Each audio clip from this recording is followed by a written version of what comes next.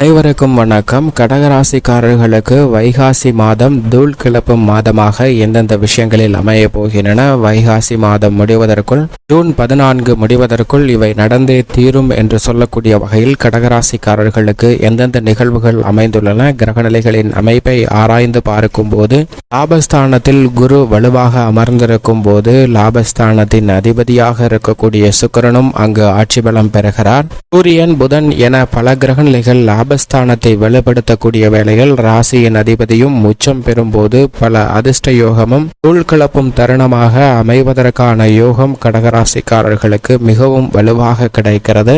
வைகாசி மாதத்தில் கிரகநிலைகளின் அமைப்பு எப்படி உள்ளது என்று ஆராய்ந்து பார்க்கும் போது வைகாசி மாதம் முடிவதற்குள் கிரகநிலைகளில் ஏற்படக்கூடிய அதிரடியான மாறுதல்கள் மிகப்பெரிய மாற்றத்தை வித்திடக்கூடிய வகையில் அமைக்கின்றன. அதிலும் குறிப்பாக செவ்வாய் பெயர்ச்சி, சுக்கிர பெயர்ச்சி, சூரிய பெயர்ச்சி, புதன் பெயர்ச்சி, சந்திர பெயர்ச்சி என நவ கிரகங்கள்ல 5 கிரகநிலைகளில் ஏற்படக்கூடிய மாறுதல் மிகப்பெரிய மாற்றத்திற்கு வித்திடக்கூடிய வகையில் அமைகிறது. ஏனென்றால் சனி இந்த வேளையில் ஆட்சி பலம் பெற்று மிக வலுவாக தனது சொந்த ராசியான கும்பராசியில் அமர்ந்திருக்கிறாருங்க. அது மட்டுமல்லாது இந்த வைகாசி மாதத்தில் பூமிக்காரகன், மங்களக்காரகன் என்று சொல்லக்கூடிய செவ்வாய் ஆட்சி பலம் பெறுகிறார். தனது சொந்த ராசியான மேச ராசியில் இந்த மாதத்தின் பிற்பகுதியில் ஆட்சி பலம் பெற்று அமர்ந்து சஞ்சரிக்க போகிறார். அதே போன்றுதான் சுக்கிரனும் பிற்பகுதியில் மேசராசியிலும் பிற்பகுதியில் தனது சொந்த ராசியான ரிஷபராசியில் ஆட்சி பலம் பெறுகிறாருங்க.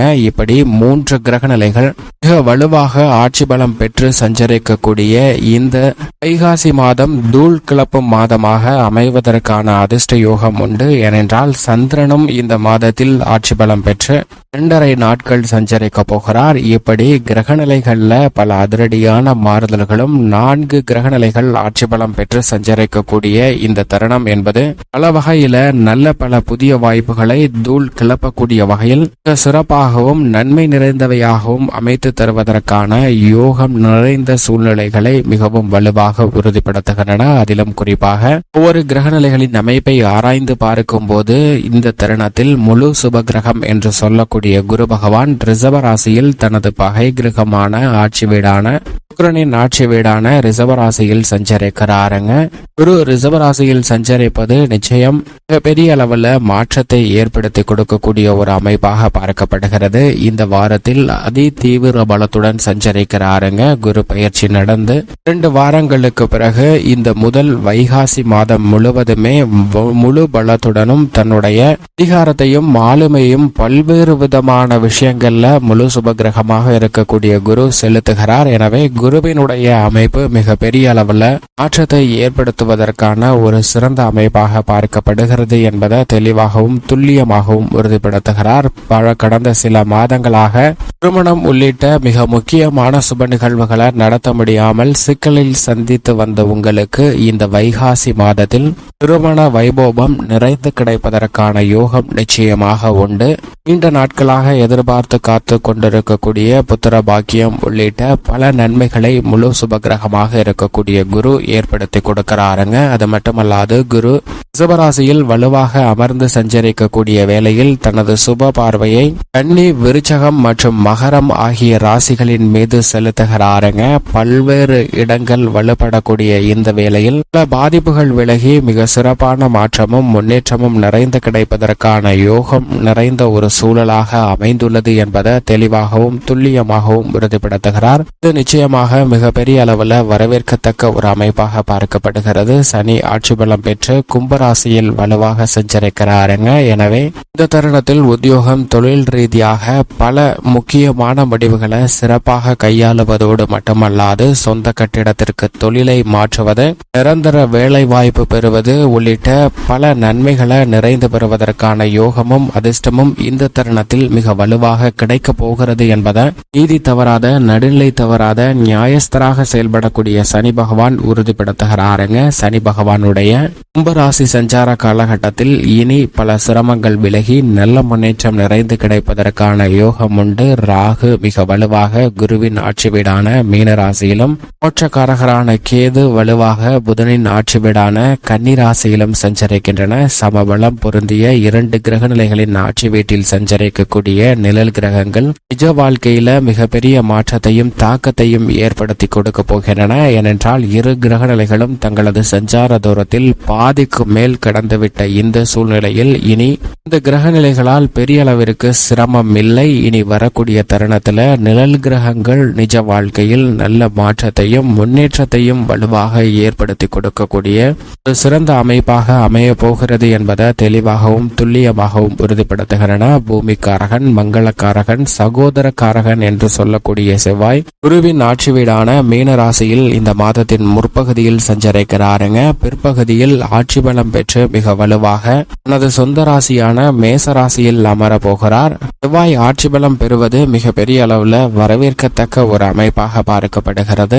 ஏனென்றால் விவசாயம் சார்ந்த பணிகளில் செழிப்பு நிச்சயமாக உண்டு. அது மட்டுமல்லாது உங்களுடைய சிறு முயற்சி கூட புதிய நிலம், வீடு, வீட்டுமனை, வாகனம் வாங்குவதற்கான அதிர்ஷ்ட யோக வாய்ப்புகளையும் ஆடை ஆபரண சேர்க்கை கிடைப்பதற்கான சூழலையும் மிக வலுவாக ஏற்படுத்தி கொடுக்கிறது என்பதை ஆட்சி பலம் பெறக்கூடிய மங்களக்காரகனான செவ்வாய் உறுதிப்படுத்துகிறாருங்க. செவ்வாயினுடைய இந்த கிரக பயிற்சி என்பது மிக பெரிய அளவுல நல்ல முன்னேற்ற வாய்ப்புகளை பெற்றுத்தரக்கூடிய ஒரு அமைப்பாக பார்க்கப்படுகிறது. சுக்கிரனும் பிற்பகுதியில் மேசராசியிலும் பிற்பகுதியில் குருவுடன் இணைந்தும் சூரியனுடன் இணைந்தும் ஆட்சி பலம் பெறுகிறாருங்க. இது நிச்சயமாக வரவேற்கத்தக்க ஒரு அமைப்பாக பார்க்கப்படுகிறது. சுகாதிபதியாக கிரகங்களிலே சுகத்தை அள்ளித்தரக்கூடிய, செல்வ செழிப்பை அள்ளித்தரக்கூடிய, தன்னிகரற்றவராக செயல்படக்கூடிய சுக்கிரன் ஆட்சி பலம் பெறுவது பல்வேறு வகையில தடையை சந்தித்து வந்த சூழ்நிலையில் மாற்றத்தையும் முன்னேற்றத்தையும் பெறுவதற்கான யோகத்தை உருவாக்கி கொடுக்கிறது. நிச்சயமாக சுக்கிரனின் ஆட்சி பலம் என்பது பல்வேறு வகையில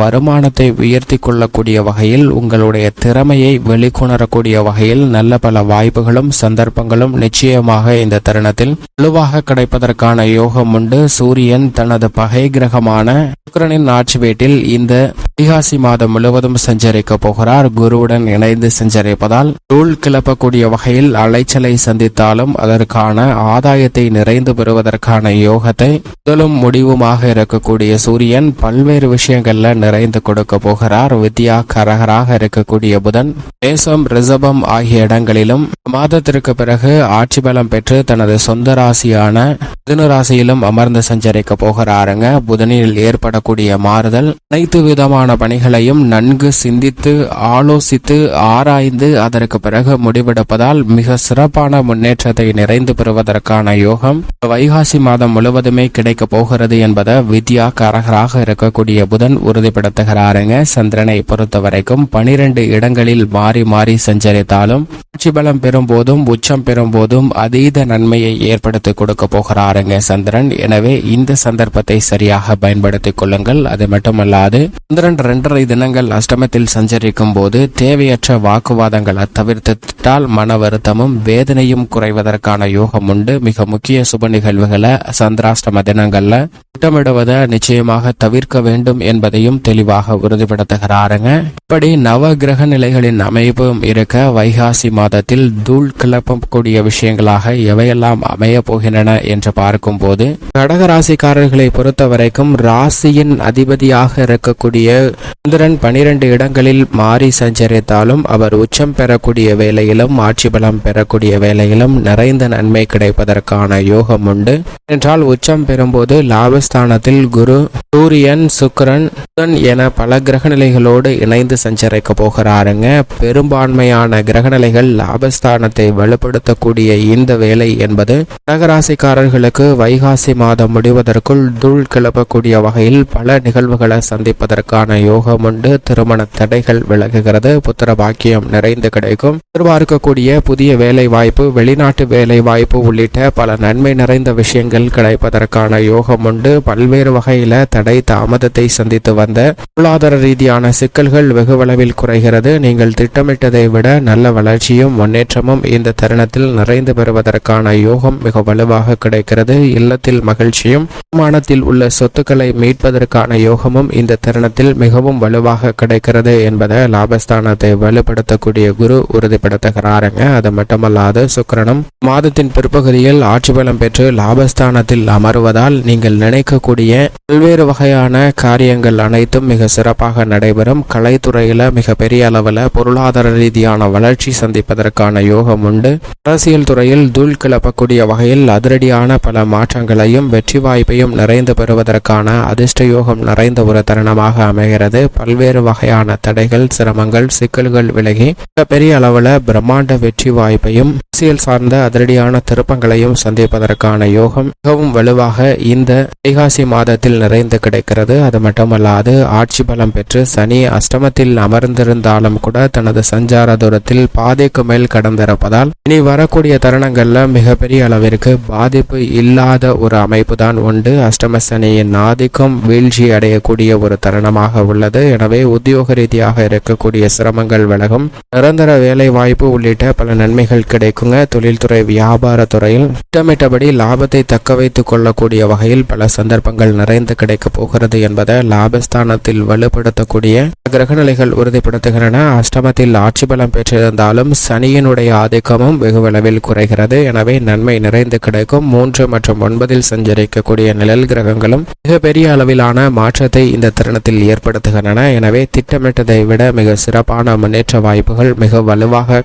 கிடைக்கக்கூடிய இனிமையான தருணமாக அமைகிறது என்பதில் சந்தேகமே இல்லை. பெண்மணிகளின் நலனுக்கு பொறுப்பேற்ற குரு மற்றும் சுக்கிரன் ஆகிய 2 கிரகநிலைகளும் வலுவாக சஞ்சரிப்பதால் பெண்மணிகளுடைய முயற்சி மிகப்பெரிய அளவில் வெற்றி கிடைக்கும். கலைத்துறை, அரசியல் துறை என அனைத்திலும் பெண்மணிகளுக்கு உச்சபட்ச வளர்ச்சி நிறைந்து கிடைக்கப் போகிறது. இல்லத்தில் பல்வேறு வகையான சுப நிகழ்வும் மன மகிழ்ச்சியும் நிறைந்து கிடைப்பதற்கான யோகம் உண்டு. பல்வேறு வகையான தடைகள் விலகி நன்மை நிச்சயமாக நிறைந்து கிடைக்கிறது. மாணவர்களின் கல்வியில் முன்னேற்றமும் விவசாயம் சார்ந்த பணிகளில் வளர்ச்சியும் செழுமையும் நிறைந்து கிடைக்கும். மேலும் இந்த தருணத்தை சாதகமாக மாற்றிக்கொள்ள நிச்சயமாக கடகராசிக்காரர்கள் வாரத்தில் வியாழக்கிழமை விரதமிருந்து அருகாமையில் உள்ள வராகி அம்மன் ஆலயம் சென்று தீபமேற்றி வழிபாடு செய்யுங்கள். தங்களுடைய வாழ்வில் சந்திக்கக்கூடிய தடைகள் விலகி உள்கிளப்பும் மாதமாக இந்த வைகாசி மாதம் அமைவதற்கான யோகம் நிச்சயமாக கிடைக்கும்.